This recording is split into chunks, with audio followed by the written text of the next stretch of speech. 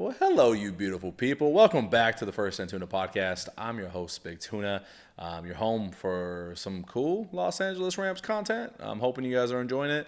Hello from beautiful Los Angeles, smoky Los Angeles, obviously. Get the elephant in the room out of the way and addressed. Obviously, what's happening in Los Angeles here is awful. I'm not going to make the entire episode about it. We'll probably take a minute or two at the start. That's about it. We're not doing anything crazy special just out of not being able to be honest here. We've had our own stuff going on.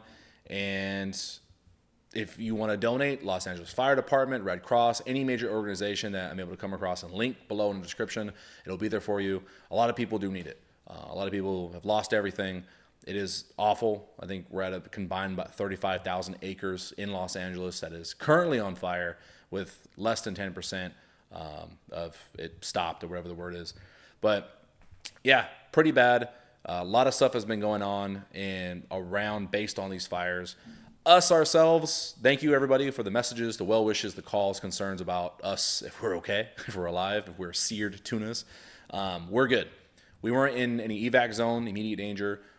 Reason why we relocated and why we're not in the studio. In the valley, we were a little bit too close for comfort when it came to the Hollywood fire, when it came to that small fire that happened in Studio City. Out of just comfort and not being able to sleep through the night, not knowing if another fire was going to pop up overnight, we decided to stay with loved ones in East Los Angeles, get a little bit out of the smoke as well. So thoughts and prayers to everybody that's lost everything, loved ones, family members and pets. It sucks, man. It's really awful. Luckily, we're safe, though. We're good. The relocation was just out of precaution. A lot of other people were less fortunate. And speaking of those fortunate, less fortunate, there's still football to be played. However you want to cut it, which way, the game did not get postponed. The game got moved. Rams are going to be hosting, quote-unquote hosting, Minnesota in Arizona. So weird to say. A lot of us are heartbroken. Obviously, you're excited about a home game at SoFi. Based on the scenario and the situation, and I'm going to put up the words from Kevin Demoff here, and we're going to talk more about him and him working with some fans in a second. But basically what it came down to, in good faith, man, you can't feel comfortable as a human pulling more firefighters and staff away from an active fire that could potentially save other people's lives for a football game, because at the end of the day, as much as we love football, it is just a game. In this case, I think the actions of the Rams and some fans that we're going to talk about right now has brought a lot of people together, and it's made me really proud to be a Rams fan. And I gotta commend a lot of people. To Robert, we call him Arbaldi on Instagram. Ty, the Italian, as well on Instagram. A lot of people like them, other men and women, like booster clubs. They knew that Rams fans got to be at the game. A lot of people want to be there. They want to support this team that they love. And a lot of us, myself included, upset that we can't be there, and it's, what's happening with tickets, or there's going to be buses. You love to see an organization do something for the fans. And so, man, these people reached out, man. Ty collaborated with Kelly Stafford, Matthew Stafford's wife, along with Kevin Demoff of the Rams organization. I think as of the recording of this video, they've got 15 confirmed, but potentially 20 plus charter buses going to and from Arizona to take ticket holders out to the game and watch. Honestly, like, just a complete collaboration. There's no difference of, hey, you're just a fan, hey, you're just, like, none of that. It was literally just humans helping humans. I know the fires are pertinent, and there's a lot of more important stuff going on, but at the end of the day, a lot of people like myself, we love football because it's a unifier. It does things like this where it brings people together, your family, because of football, regardless of your position. And they prove that. Folks like Ty and like Arbaldi are working with the family member of the starting quarterback of the Rams to make sure that fans are there. And then when tickets opened up for season ticket holders, they're near dirt cheap. I think in the first hour, 35,000 tickets were sold to season ticket members in the first hour, which was mostly the lower bowl in Arizona. And I think about 50,000 tickets were sold overall, general, in the first 2 hours. General tickets are going right now. The chatter I'm monitoring online is a lot of people are going. Like, with such a historic thing happening in Los Angeles, like, something feels really special that's going to happen at this game. I would kill to be there with everything going on in my personal life, with everything happening. We're not able to go, unfortunately. If you can go and you're able to and you want to, go. Like, go for the rest of us that can't. Something special is going to happen in that building, and I commend you on going. Shout out to those men and women, Kevin Demoff, Kelly Stafford, anybody else on the Rams organization that's been displaced, like currently probably in their car with their family, getting out of a house to avoid smoke and fire, and still got to worry about a game. Hats off to you guys. I hope everyone's safe. And what we have for you today, we are going to jump into ALL-22. Thanks for letting me yap about what's happening in Los Angeles. We'll jump right into the football. And to start this off, man, Jordan Rodriguez posted something that I'm so glad I saw. After the Detroit Lions and the Vikings game, Dan Campbell, Kevin O'Connell, they go shake hands midfield, and Dan Campbell tells him, well, congrats, we'll see you in 2 weeks.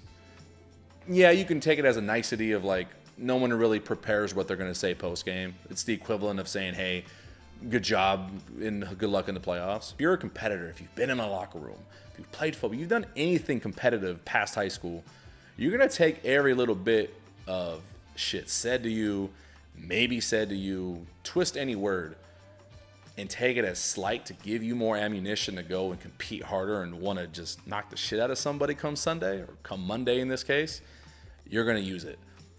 Jordan Rodriguez posted that Sean McVay had a snapshot of Dan Campbell saying that, posted up in the Rams locker room near an exit. So basically, they took that to heart, taking it as being overlooked, as they should. I don't really care how it was intended, how it was meant. When a potential opponent in this playoff race is essentially overlooking you, you're going to take it as slight as a competitor. So in that case, with the fires happening, a lot of players probably pissed off because it's out of their control and they're worried about their family's safety. Add this slight in there. Add the fact you got to play a home game in Arizona, a place you probably don't like. If this team is coached correctly, which I 1,000% believe they do under McVay, they're pissed off. The last thing you want to do is play a young, hungry, pissed off team, let alone a pissed off Matthew Stafford in the playoffs. Yeah, I don't care if this game was played on the moon. I'm taking the Rams by 30. Scratch any other prediction that I made before in this game, especially with Sheriff Joe Baggs on our podcast earlier this week. Yeah, give me the Rams 40-17. Going to be a complete blowout. And let's jump into the film here. I got some ALL-22, some cut-ups of what I think the Rams need to do on offense, some things that the Vikings do on defense as well, and then how they can attack Sam Darnold with that young, vicious front D-line.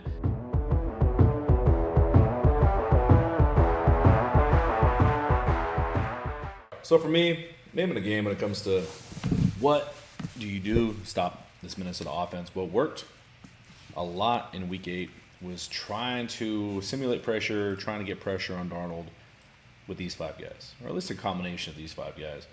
This play here, I'm going to run it a little bit. We got 12 personnel, we got 2 tight ends, 1 running back, 2 receivers. This is going to be a play action by Darnold. We'll let this play run a little bit. This ends up being a sack. And I want to show you how they got it and why they need to keep doing this Monday. All right, you see you get the sack there. So they're showing pressure with 5. Eventually, Hoyt is going to back out into pressure or into coverage. The only people coming, verse, I believe this is Bobby Brown, Kobe Turner, and this is Jonah Williams. They're only bringing 4. Vikings are blocking with 6. They're keeping 5 guys in. 2 tight ends, 2 receivers are going to be out in the routes. Aaron Jones is going to step up in pass protection as well. You've got a 4-on-6 in favor, numbers-wise, in the Vikings. But the Rams still get pressure, mainly from the top here. Jared Verse, dude, gets a sack, causes that pressure. That's so good. That dude's so strong. Check out up top here. Works through, gets on the inside of the first tight end, works his way through a double team, avoids the triple team help from the left tackle here. Pretty remarkable. So pause right here with not good pass rushers, if these guys were not as good as the Rams have, somebody's going to come open eventually. And I do want to give credit to these guys back here. You've kind of got double layer or 2 layers worth of coverage here. You've got this one. You got this one. Deep safety over the top. Eventually, can't tell this is Williams down here. He's going to recognize that he's got no one to cover out here in no man's land. So if you got no one there and it looks like everyone's just leaving, you got to assume something might come deeper. He eventually is going to drop deeper, and he's going to take up Justin Jefferson, which is really nice. Takes away a potential deep threat that Darnold could have had. Let's look at this from the end zone cam. Again, point of this play, and something I hope to see more of on Monday, right here. Dude, this should be all day for Sam Darnold. Clean pocket, you got 6 guys blocking 4. You should be fine. Jared Verse up top on the left side here. Brings pressure. Forces him out, and he just can't get anywhere. Sam Darnold is not the most mobile in the world. He's athletic enough where he's going to be able to get out of the pocket. He can throw on a run. He's a very good quarterback. Very good quarterback. You can get him back into his New York Jet days. No, it's super fucking mean. But you get him back in New York Jet days where he's seeing ghosts because he just hears footsteps all the time. So this is kind of 2 birds with 1 stone for me. Not only are you getting pressure when you're outmanned on the offensive line, on that back end, linebacker depth, safety depth, corner help on the deep routes. Accomplishing 2 things here. Taking away a strength of this Minnesota offense. All thanks to relentless pressure. Here's another one. Nothing crazy special. Like, very basic. This is 4th quarter, 5 minutes left. D-line is outnumbered 4v5, potentially 6. Because you get the running back here. He's feigning. He's here to chip help. But there's no additional blitzers, so he thinks, we're good to go. A little delay from the tight end here. End up with the sack. This is late in the game. This is huge. Getting a 13-yard loss and a critical 2nd down here. All it is, though, there's like literally nothing special that they do on this particular play call. It's 4v5. Name of the game, beat your man. That's what Fisk does here. He's been doing it all season. Yeah, it's pretty remarkable. He's going to shade left side of the center. He's going to wreck so much and end up spinning into the quarterback. Check this out.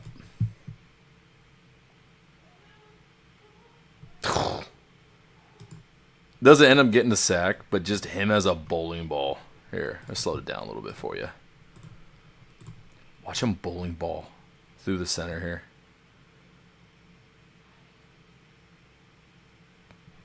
Just wrecks it. Clean up crew for the rest of the team.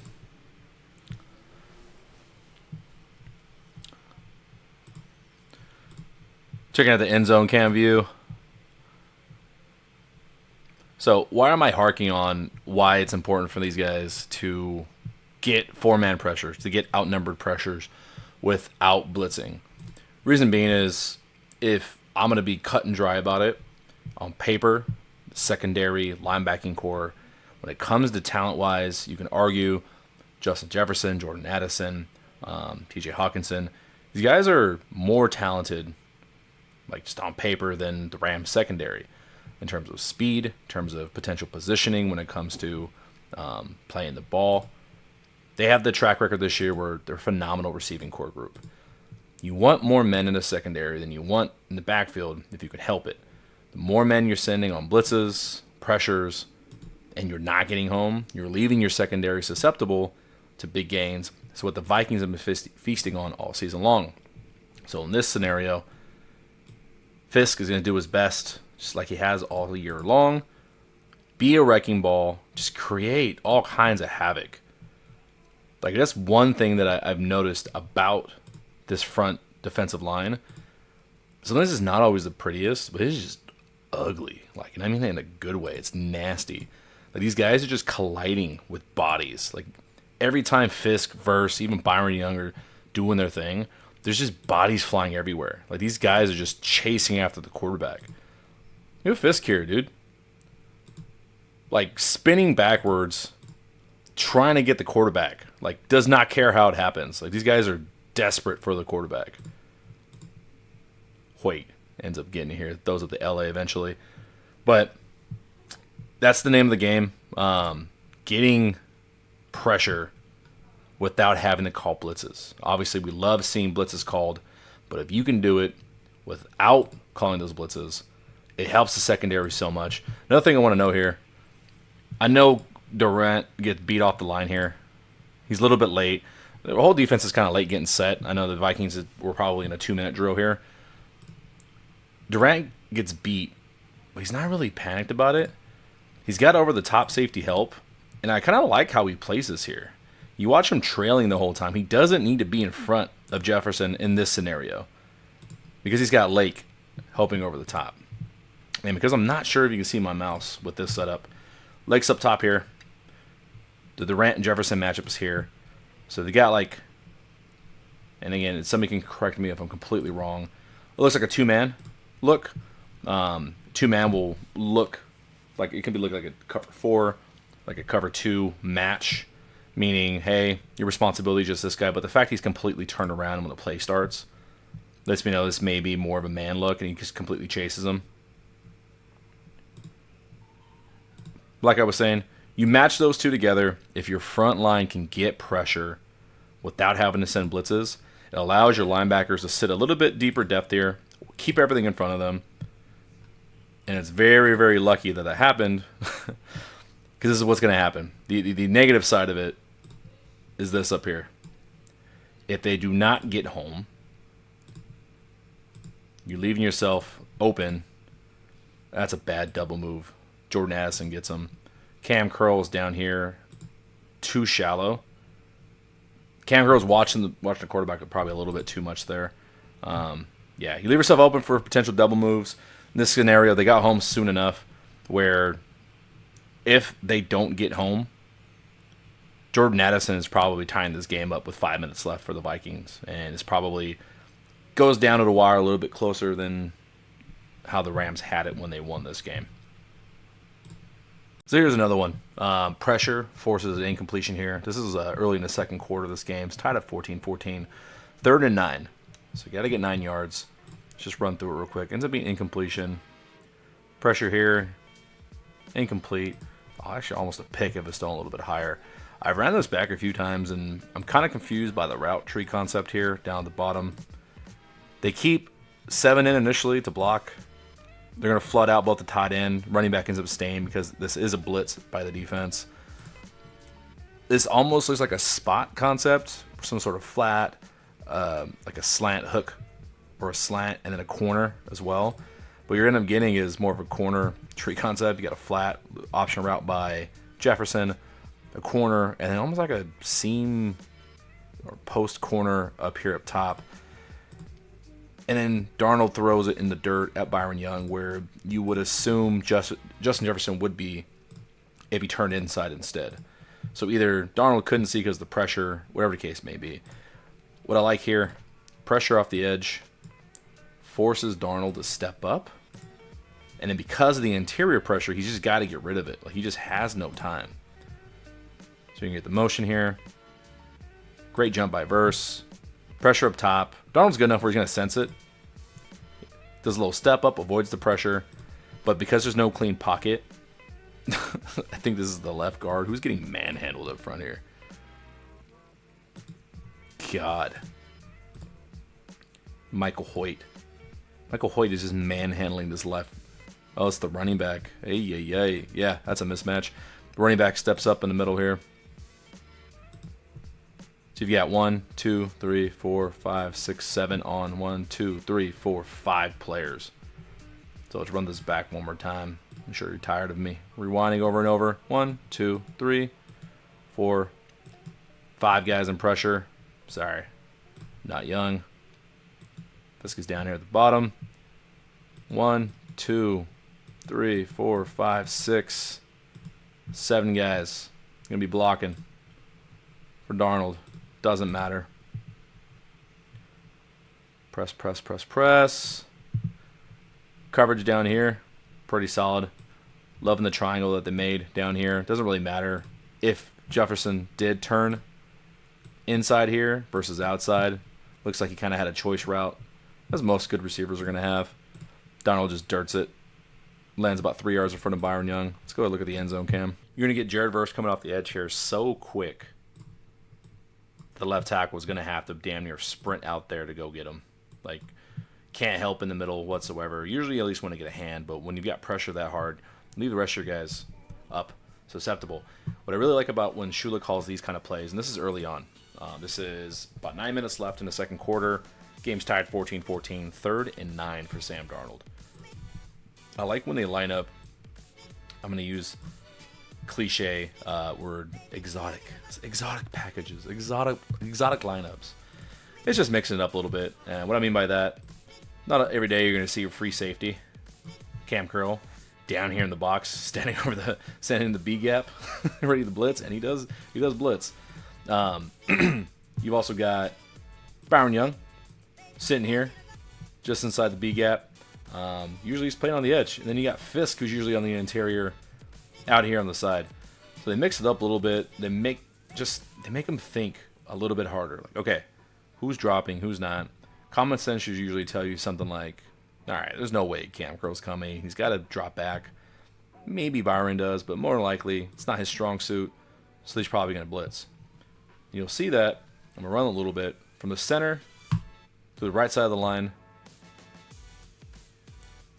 That little bit of miscommunication, that little bit of misstep by the O-line.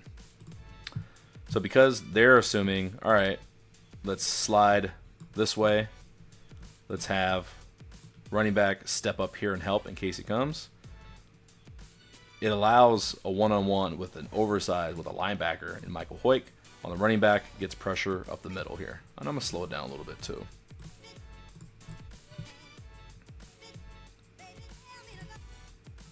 See that? That whole line stays together. These two go one-on-one, one-on-one, one-on-one. Tight end absolutely cannot win that whatsoever. Didn't even have a chance. That little bit of pressure. Sam Darnold's good enough. He's going to know, all right, got to step up. Probably got pressure off my left side. But he can't even step up into a pocket because of the mismatch on their running back and Michael Hoyt, who's very large. And doing pretty well this year. Forces Donald just to dirt it. I literally have no idea where that ball was going. If he did throw it, like, more likely is a pick or a highly contested catch. Not sure where it's going. But I love the defensive concept. Get these guys to shift the line a certain way. Get in the shift that way. Because I'm assuming the call is most dangerous man. We're going to assume Byron Young is coming here. So then you end up with free run, one-on-one, and one-on-one.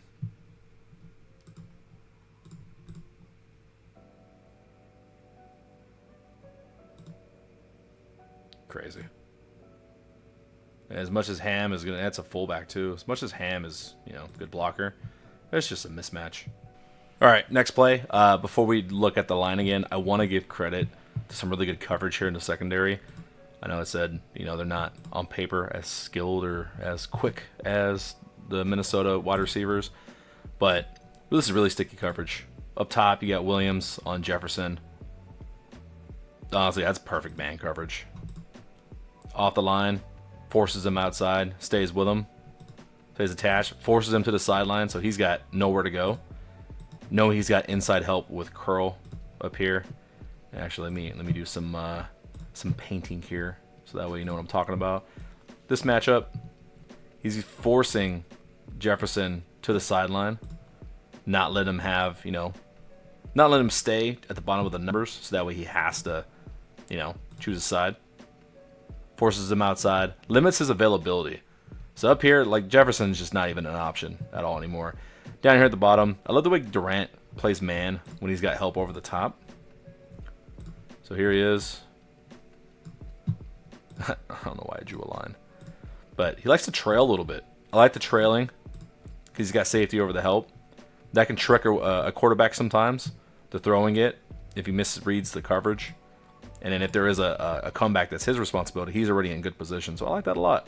And then down here as well, just good coverage all across the board. Even Roseboom trailing, taking the running back. If he's going to make that throw, it's got to be perfect and on the run. That's just a hard throw. So good coverage all across the board. Looking at the front, and we'll look at the end zone cam. But they're going to keep, I think, only 5 in. I don't think they keep anybody else in. Yeah, Rams get pressure again with just 4. Force Darnold out of the pocket. That's a recipe for success. Let's look at the end zone cam. Let's take a look at how they get there.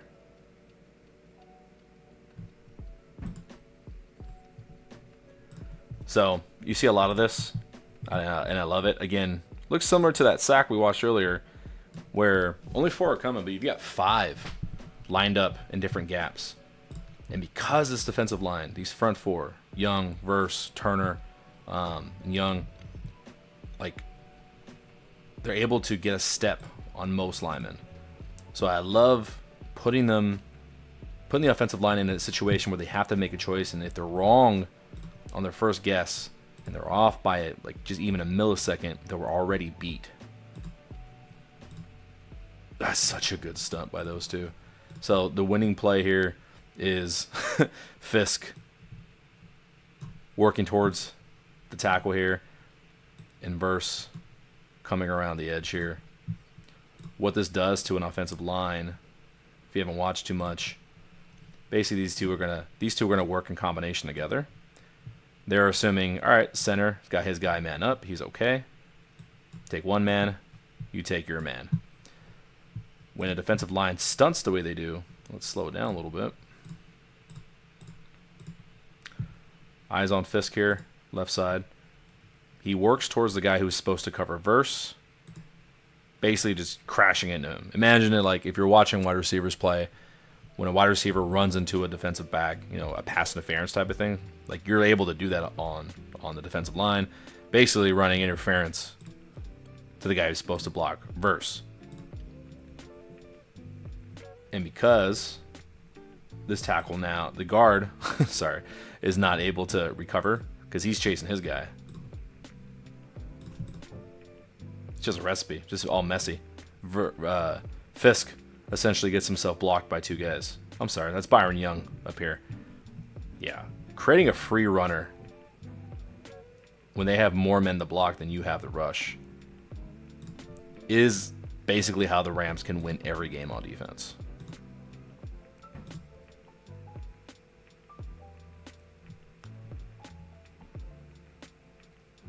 And just constantly bodies flying. I love seeing that from the Rams defense. And I know I've given Christian Roseboom a lot of hate. I really have. This, I can't tell if he was designed to just spy, if it's purely man for him, or if he was supposed to blitz, realize he probably can't get there and just watches the running back. This is fantastic what he does here. This is actually a really good play by Roseboom. He's going to simulate pressure at least, step up. He realizes Jones is back here. Jones leaks out. Roseboom is ready to go. A bad play from Roseboom would have been just forcing himself into the mix, trying to go get his own sack, not homing in on his responsibility. Stays home, says don't need the glory, does his job the right way, lets these guys get it. Good contained by Fisk here at the top, running parallel. I hate when you see big men run right at the quarterback and get upfield, because Darnold, quarterbacks are generally going to be faster than most D linemen, ends up escaping. Takes a good angle as if he's a DB, runs straight down the line, not allowing Darnold to get to the edge out there. Just an overall great play. And I'm going to run it back one more time just to watch it, just because watching these guys crash and create chaos down here, that's a picture-perfect stunt on that left side. And then we're not even talking about the fact Verse beat his man on the right side. Look at Verse on the right side. Skirt.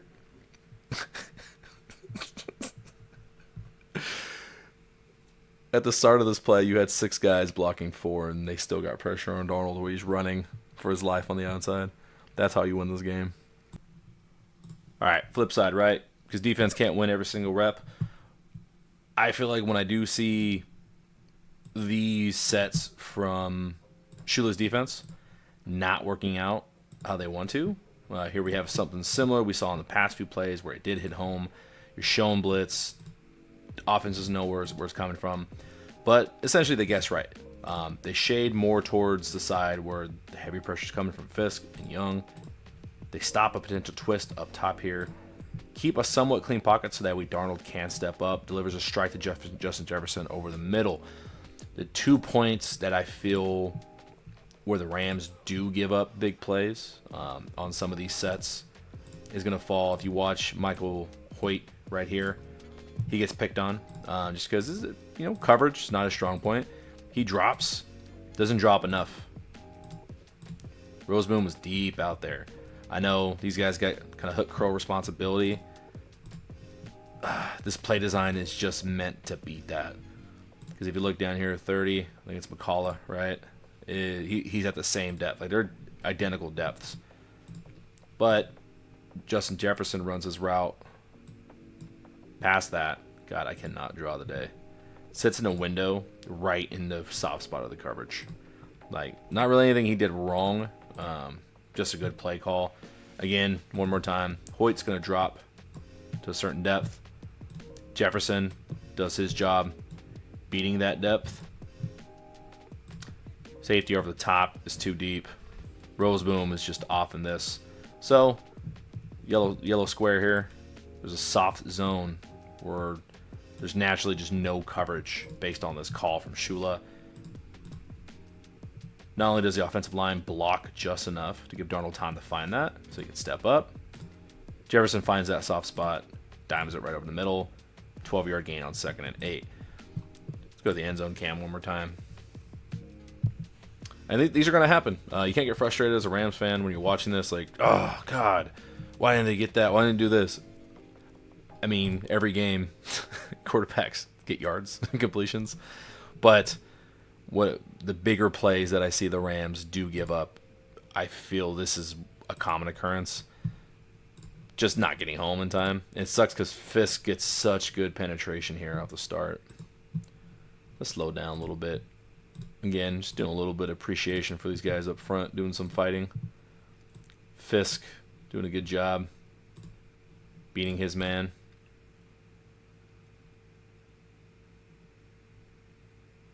Get a little bit of motion play.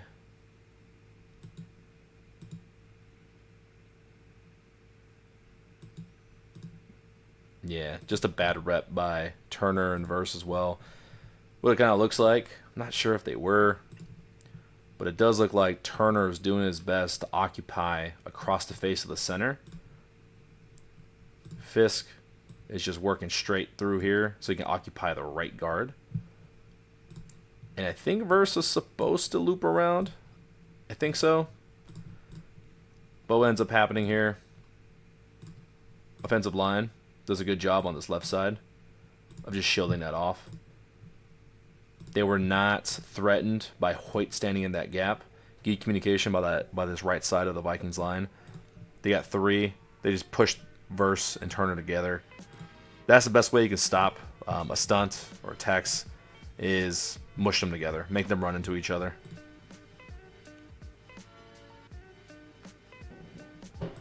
Yeah, if Verse is able to play this somewhat more loose, let's bring it back a frame to about right here. You'd like to see Verse less engaged, maybe just with his left-hand punch, and he's looping around here because center is completely engaged with Turner. These two are never going to make it all the way around back. This guy's eyes are here on Verse. Removing all these lines. If you look, there's a natural rush lane right here, which is kind of by design because Fisk is right at him, forcing Darnold to step up in the pocket. I think this play is designed for Verse, was supposed to meet him right in his face. But all it takes is just one wrong misstep. And then now you got not enough deep coverage here from Hoyt. You got a wide open Justin Jefferson sitting in the cover 2 zone. So if they can limit these kinds of plays, they'll be in a good spot. All right, looking at some red zone here. You're going to get some pressure, mostly by, guess who? Verse off the edge here. This incompletion is going to get thrown to Justin Jefferson. Justin Jefferson kind of hit the seam here. He's going to get double bracketed. This is by Lake, and I think Turner. Can't tell who's on him there. He's going to get bracketed. I like seeing this, especially in the red zone. Why mess around? They have an all-world player like Jefferson. Why would you leave him alone? I don't understand when people do that. Let's run it through here. Darnold sits on it, forces it in. If Lake has his eyes turned around, man, it might be a pick. So I highlighted this play. One, just showing the amount of pressure that this front line can get. Again, with just 4. Like, it's such a game breaker. Like, being able to do this with just 4 on 5. It's 1,002. Like, not even a full 3 seconds in the red zone. Don't allow him to really feel comfortable and allow for a double move. Don't allow for their best player to get open. But also highlight it because for as much good as Darnold has done this season, and rightly so, like honestly, he'll probably get a few MVP votes based on his year. He had some plays like this against Detroit. He did this against us. There's a good chance you can force him to do the same thing again. And what I mean by that, you've actually got a wide open Addison sitting right here. He's going to run a little hook route here. But because he locks in, I'm going to make the old... Do you remember like Madden 08 when they used to have the quarterback vision? His vision, if you imagine a cone where his eyesight is, he's looking this way. Doesn't even regard his left side whatsoever. He wants to get the ball to his best player. But right here, I know you get a little bit of a mix-up with their mesh here. Receivers run into each other. I'm not sure if maybe he does see this and he's uncomfortable, doesn't think he has enough time. Sits on that linebacker, forces it anyways.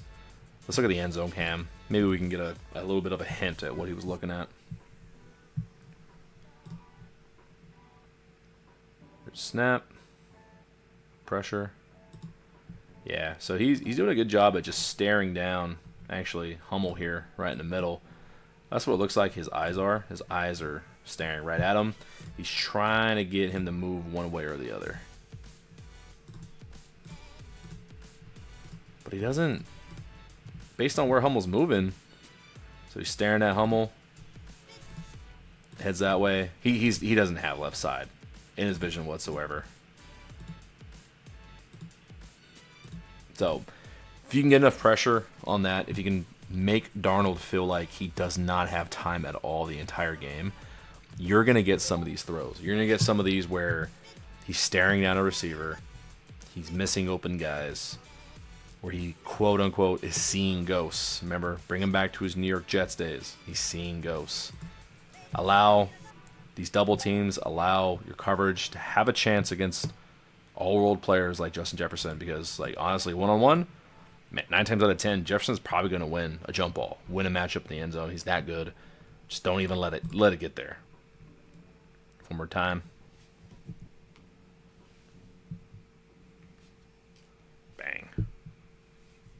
So I want to talk about Cooper Kupp's usage in the offense. I think that's one of the more critical points of this dynamic between Stafford and Kupp and the rest of the receivers. I clipped up some of the third downs from the Arizona game, mostly because I can't really figure out what the issue is. We're so used to seeing Kupp be the number one option on any down, first down, third down, fourth down in the end zone, in the red zone, but things just seem a little bit off, and it does concern me a little bit. Matthew Stafford, we've seen him have a healthy reliance on just one receiver when it matters most. They used to be Kupp back in 2021. Right now, it kind of seems to be Puka Nacua. Whether it's, we'll look at some of these plays together, but really what it comes down to is I can't tell if Kupp is coming out of his breaks a little bit slow. Maybe he's still nursing an injury we don't know about. Has he lost a step speed-wise? I really don't think it's that one. Or for some reason, there's just some sort of disconnect with that communication between Stafford and Kupp that we're so used to seeing. He's opting for more difficult throws, not looking to the Kupp, even on shorter routes. Doesn't seem to be coming out of his break when Stafford's ready to throw. So let's just take a look at some of these plays. Looking at every third down from, or some of the third down pass attempts from the Arizona game, Week 17. This one we got running here, simple out route. Yeah, just a little miscommunication, bad throw by Stafford. Good to see him going to him early on, though. Cup's going to have out. Stafford, foot placement, I feel like was more in that direction. Should open his hips a little bit more, gotten out there, but, you know, who am I to tell Matthew Stafford what the hell to do?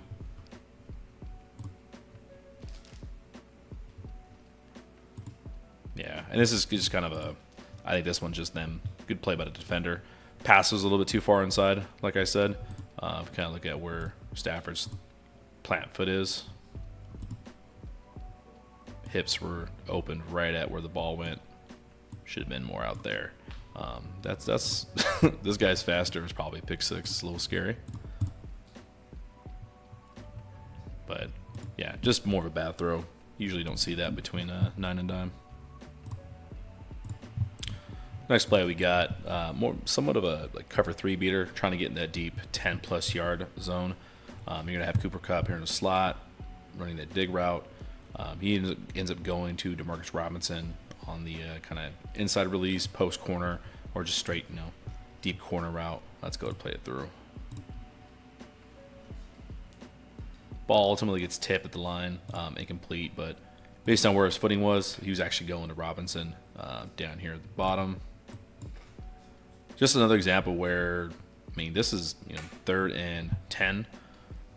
You think, hey, who's Matthew Stafford going to? In a key situation like this, probably Cooper Kupp. By the time he's ready to throw, though,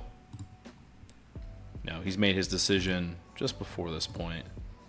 Here, through, he's making his decision. Cooper Kupp is not out of his break yet. He hasn't cleared his immediate defender. Robinson, a little bit faster getting to his checkpoint, or his flag point, whatever you want to call it. Already making a break. He's got a safety turned around, number 34, over on the left side. So, is an example of just how the play ended up working out with the O-line not giving enough time where Stafford felt pressure to get there. I don't know, because they haven't given up a lot of sacks recently, so it's hard to think he doesn't trust the line's timing. Used to seeing Cooper Kupp get into these routes a little bit faster around here. Not sure what's going on there. Let's go look at the end zone cam. Speed it up a little bit. Yeah, he's got enough time. Potentially could have stepped up in the pocket and made a deep throw. He likes making those 10, 15, 20-yard plus middle of the field throws. Timing's usually really good by Stafford.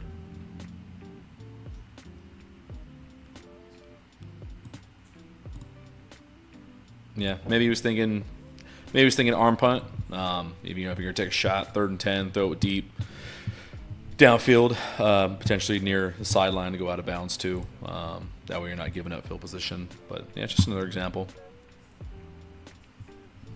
Let's take a look and see if we see anything on this play. This is 3rd and 16. This is a really long one, so not really a lot you can do in these situations without being risky to the ball. Nothing wrong here. Puka Nacua is your best yard after the catch guy. Give it to him. Almost gets it too. 3rd and 10. So we're sticking with 3rd downs. Looking at the offense. 3rd and 10. Another situation where 2-3 years ago you're thinking, oh yeah, 3rd and Kupp. This is where we're going. Motion with hit with Parkinson down at the top.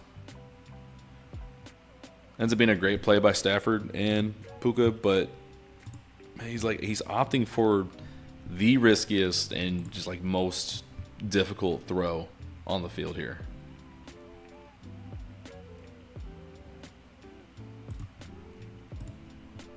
And the end zone cam makes it even a little bit more impressive. Puka's down here at the bottom. He's running a speed out. The issue is there's going to be a defender underneath this route that he has to throw it over. I'll freeze it here. Not sure if maybe he didn't see the fire zone. But 54 ends up backing up a little bit. So he's underneath the out. 23. Just treat him as if he's in man. He's manned up with Puka, so he's going to be over the top. So he's got this tiny window he has to throw about right here, where it's going to be just over the defender's head, but not quite high enough so 23 can get it. Meanwhile, if you look at the top, this bunch concept, you are going to have Cup running an underneath route, I think at about 5 yards, 6 yards. So short of the sticks, but potentially enough room to go ahead and get the first down after the catch, which you think prime, super healthy Cooper Kupp, very good at getting yak. He should be able to get it, but probably not. Parkinson's up here is running the clear out route. Robinson's taking the deep shot over the middle. Meanwhile, you've got Matthew Stafford here, and I'm going to go to the end zone cam. This is a good blitz by Arizona, but Stafford sees it. Stafford knows where it's coming from. Again, opts for the more difficult throw. I'm going to slow down this part here so you can watch that catch on the right side before we break down how come he didn't go to the Cup.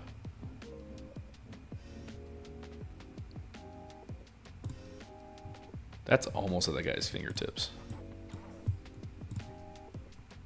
Hell of a throw. Gets right over him. Right in the Cup's gut.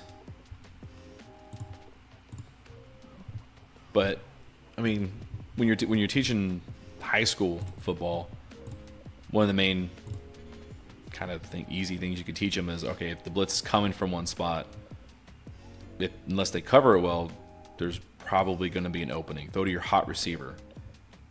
That guy leaves, you should probably replace. So, blitz comes from Budda Baker on the left side. What does that mean? I mean, you would think you're going to throw and replace where he's not. There should be a window up here, which there is. Cooper Kupp comes open. So I'm not really sure why he's not going there. See, it takes time for this guy to get out here to cover where Cooper Kupp on the left side is actually open.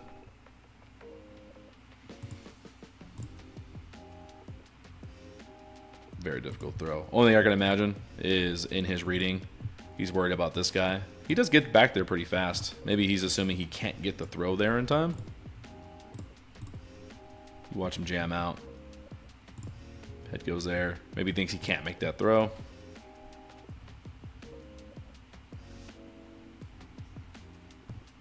Yeah, difficulty 10 out of 10.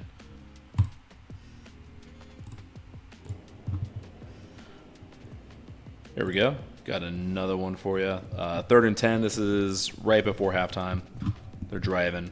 Motion over by Parkinson here. It's Hunter Long, sorry. Stafford scrambles pretty early here. Again, feeling pressure. You got sure of hands and sorry, a little fire watch alert there. Yeah, Kupp is down here at the bottom. He's going to go ahead and run a stop route. 3rd and 10, so yeah, it's short. Maybe he doesn't get the time to get his eyes over here. Because if you watch foot placement, looks like he's staring in this direction. Got your little cone vision there. Like he's trying to hold the safety, which I'm not sure why. Probably expect to get pressure here on 3rd down.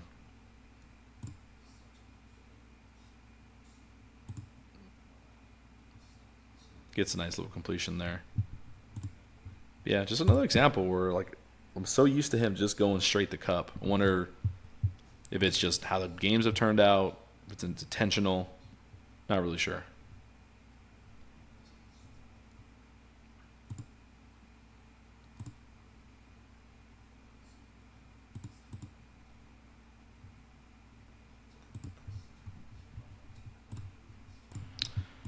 All right, next third down. 3rd and 3. Goes to Kupp. It's just off. Like you're so used to this being a 100% like damn near completion rate. Right read. Feels pressure. Ball's just about there. Hits his hands. It just misses it. I know Budda Baker's an excellent defender, but I don't think he impacted the throw here.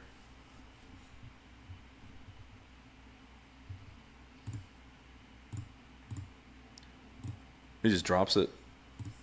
You're so used to not seeing that ever happen. So yeah, when I see things like this, it just makes me just weirded out. Like, I don't know if I'm concerned. I don't know if it's just if I'm in a toxic relationship and I'm just defending a bad man. But I can't explain what the hell's going on here.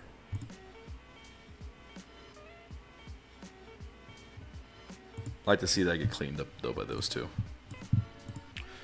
And then here's a third down in the red zone. I think I still got to slow down. Oh, should be good. Ends up going to the deeper route here up top. Instead of forcing something down to the cup. Look, I'm not mad that he's not just forcing the ball to one guy over and over. But there's gonna come a point where you want your best players just getting the ball in critical times. Like, hey, if there's a situation where there's 2 minutes left, go win the game in the wild card round. Can you hit Cup 6 times in a row and they can't stop it? Don't know. Kind of from what I'm seeing, maybe it's a little bit off. I just realized I marked the wrong routes for those guys. Anyways, that's not Robinson running that corner. That's Kua. Robinson runs this thing underneath here. Yeah, I mean, in this play, like, and you never know what's happening. Maybe it's not designed to even go to that guy. But on some of these, what I'm seeing is not really getting the most separation like we're used to. Things seem potentially a half step late, which that's all it really takes. Freeze the frame here. Obviously, he's letting up a little bit. About right there. But not a lot of separation on this route from Cup. Doesn't get any leverage on the defender. That right there is a potential pick 6 for that kid if he throws that. So, I mean, it's a good choice by Stafford, but not sure why Cup's not really getting open in critical points in this game, at least. The good news, I don't want to sound like I'm some sort of newfound Cooper Kupp hater or anything, but he is still getting looks. If we look back to their first meeting, he was very much a part of the plan, especially in the red zone. He did score. He had a pretty good day stat-wise. And on the season, even despite missing 5 games, I know you look at his stat line, I think we're sitting at like 700 yards, 60 catches, 6 touchdowns.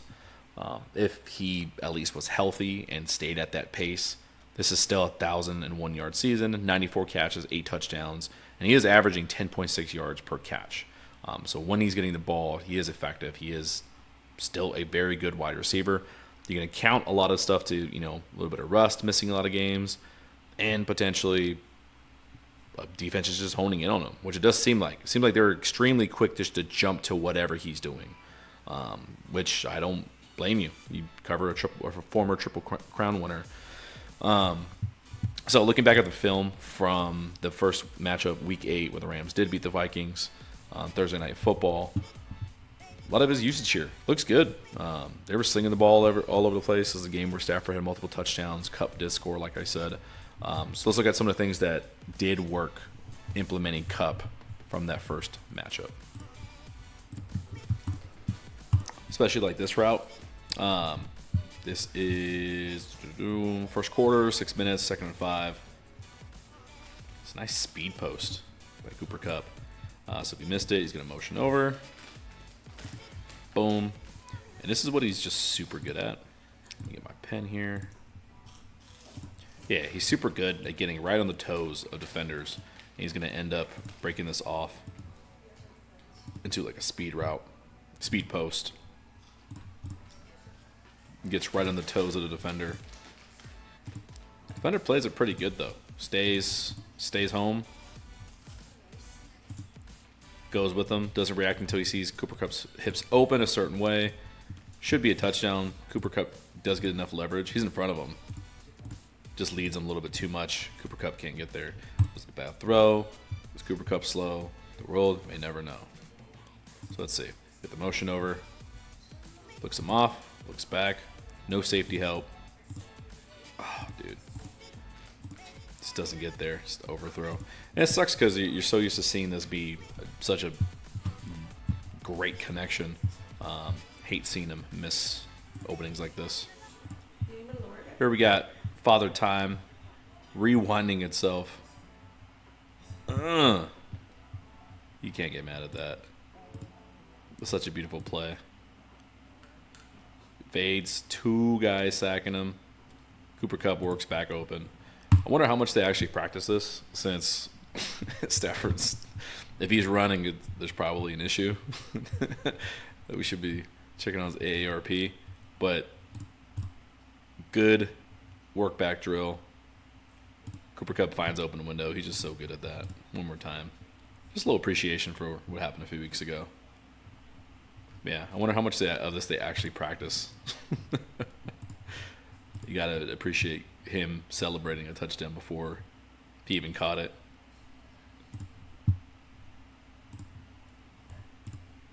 Here's a good one that I'm really hoping to see a little bit more out of, since they run so many of these, jet sweeps, bubble screens, tunnel screens, a fake to Nakua off the screen, downfield pass on the wheel to Cooper Kupp, and just straight up trusting him because he's not technically open, but the coverage is fine.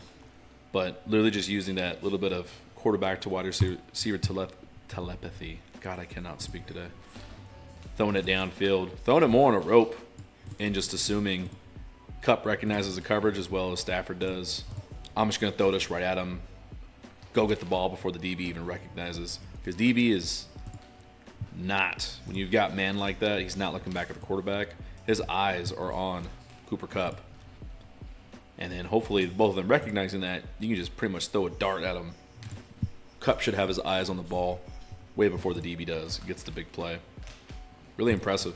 Really want to see more stuff like that. That was his longest play, honestly, probably the last few weeks.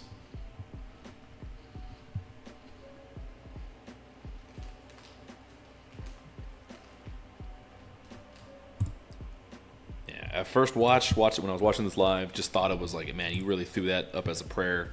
But obviously, quarterback's going to know, all right, we got the look we want. This is man. We call the right play. He's not throwing this up in the air. That's just a rope. That's both of those guys knowing it's man coverage. You can get the ball there way before the DB can react to where the ball is. That's why he threw it inside as well. Really want to see more of this so much. And last game, obviously they're still willing to go to Kupp when it comes to these quick screen passes. Just a different, he's shifty. He's still got some moves. He's not slow. Obviously, just not the same level of run after the catch strength and physicality that Puka Nakua has. But, yeah, let's just give him the ball, man. Good things happen when the ball is in Kupp's hands. And then to wrap this off, I'm going to show 2 or 3 plays from the Buffalo game, which was Kupp's real last statistically impactful game. This is back not in week 17. I've got everything backwards. That was week 14. Technical difficulties. All right, let's redo that part since I'm a complete jackass. Yeah. Oh, brother! This guy stinks. All right. And then to wrap off this video, we're going to stick with Kupp, but we're going to look at week 14. Kupp's last statistically impactful game. Finished up with a few catches, 94 yards and a touchdown. I think so. Let me see. 8 targets, 5 catches, 92 yards and a touchdown. I completely lied to you. Here on this one, I just kind of want to look at some things that he did well, and he still does really well. That should carry over into the playoffs. And here he is at the bottom. They've got more of a quads look. They've got Kyron split out as well. Kupp's going to run this variation of a corner route. Everything, I'm just going to assume every route that Kupp runs is a choice or a read route when Stafford's throwing it. Based on the coverage that Kupp's seeing, you're going to watch him throttle down, and he's just going to kind of sit there. And just like that wheel route against Minnesota, this is just really being good. If this is a rookie, if this is anybody who just doesn't watch enough film, as a player, he's probably just taking this route. He's just full speed running, doesn't really slow down. But when he gets up here, he's essentially just chilling. He's not really running. He's already turning around and recognizing about here Cup's eyes are recognizing, all right, that DB's there. He's already seen while he's running his route where the next deep guy is. He sees him out there, recognizes that basically I have this window here. This is my zone where a catch can happen. Gets his head around, recognizes the ball's there. Stafford, before Cup was even turned around, the ball's out. Placing him exactly in that zone, sitting him down. Rather than, an inexperienced either receiver, quarterback, that ball is probably getting thrown way out here, giving either DB a chance at the ball. Throws it completely away from him. I want to look at the end zone cam just because when this ball is thrown, you watch any veteran quarterback, like how quickly the ball's out before the routes even ran. Like at this point, when he's throwing it, we saw in the other angle, Cup is not even turned around yet. He's just trusting his guy to go ahead and get it. I want to see if we could stop it before his head's even around. Yeah, his head barely got around. The ball's already halfway there. Yeah, and imagine that as Minnesota's their variation of like a 2. So you can split out wide. You can go empty set and do some damage with Cup against the secondary. And here we are in a 3rd and 4. This is one of my favorite variants of Cooper Kupp's existence. Out here in the slot, critical down, 3rd and 4, 3rd and short, 3rd medium. He's going to run a speed out. He's going to get as close as he can up on this guy's toes. So when we say that, that's literally running your route as if you're running into this guy. You're getting right in his personal space because it's going to force human reaction. It's going to force this guy to want to keep backing up and get away. Get up on his toes. Out-leveraged him. Completely worked that leverage there. It's so fun to watch. Yeah, get right to the sticks. Tight window. Body catch. First down. Wonder if the other angle gets a little bit better view of that catch.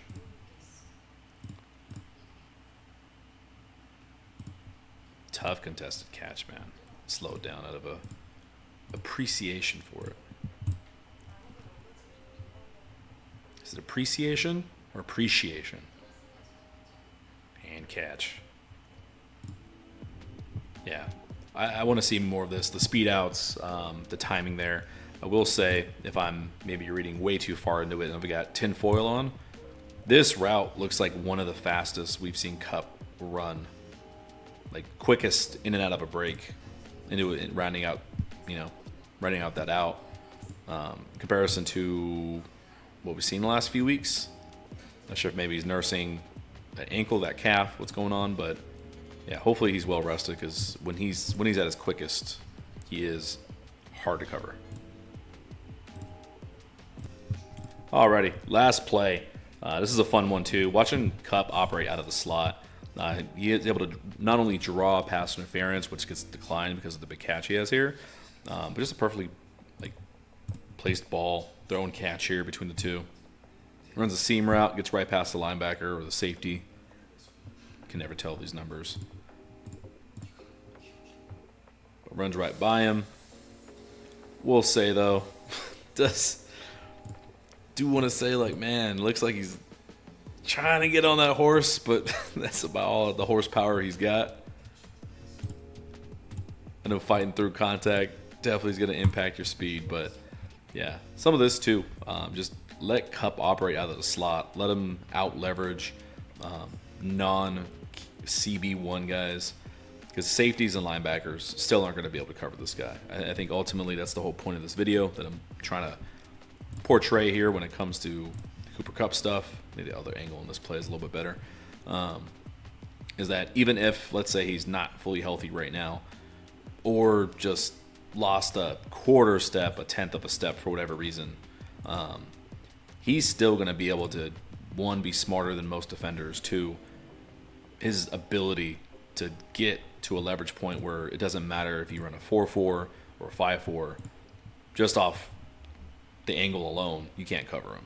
And when it comes to stuff like this, him operating out of the slot, I think, is going to give him the best opportunity to do that, biggest impact. And if they use him in that way, I feel majority, and not just, leave him one-on-one with any corner on the outside. Like, I sound crazy even saying this, but, what if he's not the healthiest? We got to think about that. So, I don't know.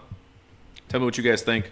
I didn't really know what part of the offense to super focus on. This was one area that just kind of concerned me a little bit that I've been questioning, so I just wanted to bring it up. Not really worried about the run game. It's just going to come down to, are those 5 big sexies up front going to actually show up and perform? I don't have anything on tape to show that. That's a gut check call from them. I really wanted to see, all right, can your former Triple Crown winner really step up when you want him to, play 4 of his best games of his career, and go help the Rams win a Super Bowl? So, yeah, let me know what you guys think. Hopefully we're doing this one again next week after a Rams win. And, my prediction, seriously, Rams by 30, Rams 40, I don't know, Vikings 17. Sure, it sounds great. All right, bye-bye.